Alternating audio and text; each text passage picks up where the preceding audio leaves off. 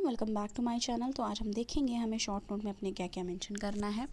तो यहाँ पे देखो आईआर से रिलेटेड जो हमने इंडिया और श्रीलंका के कॉन्टेक्स्ट में पढ़ा था, एथनिक कॉन्फ्लिक्ट जो भी थी चीज़ें, उससे रिलेटेड हमें कुछ चीज़ें जाननी है कि कैसे स्टार्ट हुई, क्या हुई और क्या मुद्दे हैं।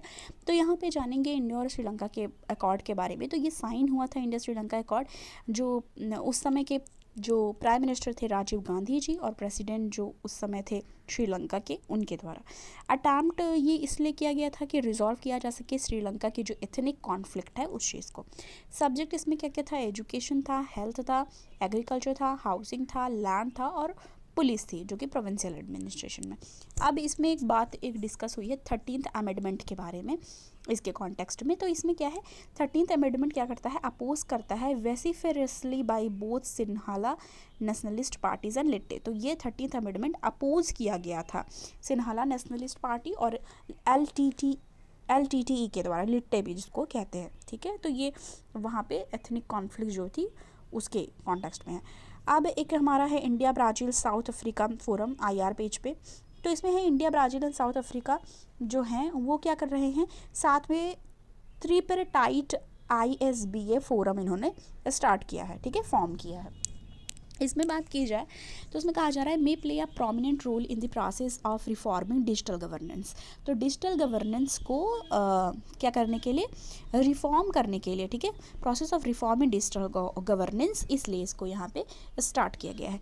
Eight a time when digital geopolitical tensions are showing no sign of easing.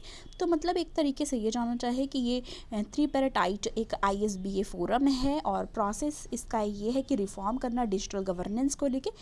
तो इसके लिए ये इंपॉर्टेंट हो जाता है। इंडियाज़ G20 प्रेसिडेंसी की अगर बात की जाए, एम क्या है, strategic leadership with practical initiative. मतलब G20 प्रेसिडेंसी इंडिया इस बार कर रही है, करेक्ट। तो एम इस बार ये ध्यान देना है कि स्ट्रैटेजिक लीडरशिप हो, साथ ही साथ प्रैक्टिकल इनिशिएटिव को बढ़ावा दिया जाए। जैसे कि कौन कौन से हैं, सेल्फ इवैल्यूएशन किया जाए, किस चीज़ का, self evaluations of nationals data governance architecture. मतलब जो भी गवर्नेंस है, जैसे प्रशासन किस तरीके से चल रही है, ठीक है, उस सबको अच्छे से सेल्फ इवैल्यूएट किया जाए। दूसरा, modernization of national data system to regularly incorporate citizen voices and preferences. तो सिटीजन की जो वॉइसेस हैं, प्रेफरेंसेस हैं, ठीक है, रेगुलरली उसको क्या किया जाए, चेक किया जाए। Transparency principle for governing data. तो ट्रांसपेरेंसी जो भी प्रिंसिपल्स है उसके ट्रांसपेरेंसी पे ध्यान दिया जाए। तो ये सारी चीज़ें इसमें बोली गई हैं। प्रोटेक्शन की भी बात की गई है। प्रोटेक्शन किस चीज़ में, किस फील्ड में, सबमरीन केबल्स को लेकर के, सैटेलाइट को लेकर के और सेमीकंडक्टर के प्रोडक्शन को लेकर के, और साथ ही साथ फ्री फ्लो ऑफ डेटा। तो डेटा फ्री फ्लोइंग डेटा पे भी फोकस यहाँ पे किया गया है। अब अगर आप ये देखते होंगे तो न्यूज़पेपर में जैसे मोस्टली पॉलिटिकल चीज़ें दी रहती है, पर हमें वहाँ से टॉपिक उठाना पड़ता है, फिर हम ये देखते हैं कि हमें शॉर्ट नोट में क्या चीज़ें पढ़नी है। पर दोनों ही इंपॉर्टेंट है, ऐसा नहीं है कि आपको बस शॉर्ट नोट ही देखना है, न्यूज़पेपर ही इक्वली इंपॉर्टेंट है और न्यूज़पेपर से ही चीज़ें निकल के यहाँ पर आती हैं। तो कई बार सिर्फ और सिर्फ न्यूज़पेपर को ऐसे ही पढ़ लेना, इवेलुएट ना करना कि क्या तरीके के क्वेश्चन बन सकते हैं, क्या टॉपिक इससे निकला, वो भी सही नहीं होता एग्ज़ाम के परस्पेक्टिव से। इकोनॉमी के कॉन्टेक्स्ट में है इंडियाज़ लॉजिस्टिक सिस्टम।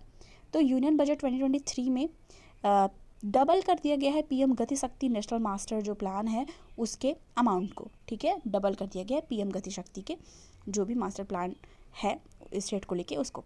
और इसमें इंक्रीज़ किया गया है इंडियन रेलवे बजट में भी को भी लेके वहाँ पे इंक्रीज़ देखा गया है। Plan transformative approach for economic growth and sustainable development. तो किस चीज़ के लिए है, इकोनॉमिक ग्रोथ जिससे हो पाए और सस्टेनेबल डेवलपमेंट। सस्टेनेबल डेवलपमेंट के आपको पता है बहुत ज़्यादा फोकस किया जाता है, और एक बार मैंने शॉर्ट नोट में एक जगह बताया था सस्टेनेबल डेवलपमेंट गोल से भी रिलेटेड, वहाँ पे हमने डिस्कस किया था कि क्या क्या चीज़ें देखा जाता है और कब तक के लिए ये है कि टारगेट सेट किया गया है, ठीक है, थीम क्या है, वो सारी चीज़ें हम डिस्कस कर चुके हैं शॉर्ट नोट में ऑलरेडी। अब देखो किस चीज़ पे है ये जो plan transformative approach for economic growth and sustainable development. तो यहाँ पे बात हो रहा है dependent on engine of road, railway, airport, port, mass transport, waterways, logistic infrastructure. तो इन सारी एरियाज़ पे फोकस होगा।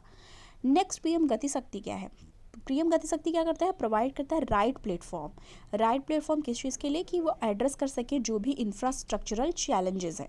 इंफ्रास्ट्रक्चर चैलेंजेस आपको पता है, जैसे रोड में, रेलवेज़ में, एयरवेज़ में, तो इन सब की चीज़ों के इंफ्रास्ट्रक्चरल जो चैलेंजेस रहते हैं, जैसे कि हमने यहाँ पे देखा airport, railway, road, waterways, logistic infrastructure, तो इस सारी चीज़ों पे इंफ्रास्ट्रक्चरल चैलेंजेस जो होते हैं उसको क्या करता है, ये टैकल करता है, ये एड्रेस करता है उस इश्यू को।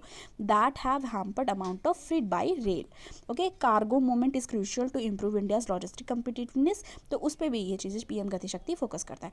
अब इसमें क्या है, continuous monitoring of existing project, तो जो भी एग्जिस्टिंग प्रोजेक्ट है, मतलब जो प्रोजेक्ट रनिंग स्टेट पे है उसको भी मॉनिटर करता है। कॉन्टिन्यूअस मॉनिटर मतलब चेक एंड बैलेंस रखना, मतलब कॉन्टिन्यूअस बेसिस पे मॉनिटर करना, किस चीज़ें सही से वर्क कर रही हैं कि नहीं, क्या कमियां आ रही हैं, सुधार के लिए क्या करना है, क्या रिफॉर्म करना है, वो सारी चीज़ों पे फोकस बनाए रखना। Along with identification of new priority area, और साथ ही साथ आइडेंटिफाई करना न्यू जो भी प्रायोरिटी है, न्यू प्रायोरिटीज़ हैं, जो एरिया है न्यू प्रायोरिटी एरिया, उस पर भी फोकस करना। Help in achieving target of railway freight movement, तो रेल फ्रीट मूवमेंट जो है उस पर भी क्या करना, उसका जो टारगेट है उसको भी अचीव कर पाना, इसमें भी ये हेल्प करते हैं। तो ये सारी शॉर्ट नोट हमारे थे जो आज के लिए हमको डिस्कस करने थे। Okay, thank you so much, मिलते हो नेक्स्ट वीडियो के साथ।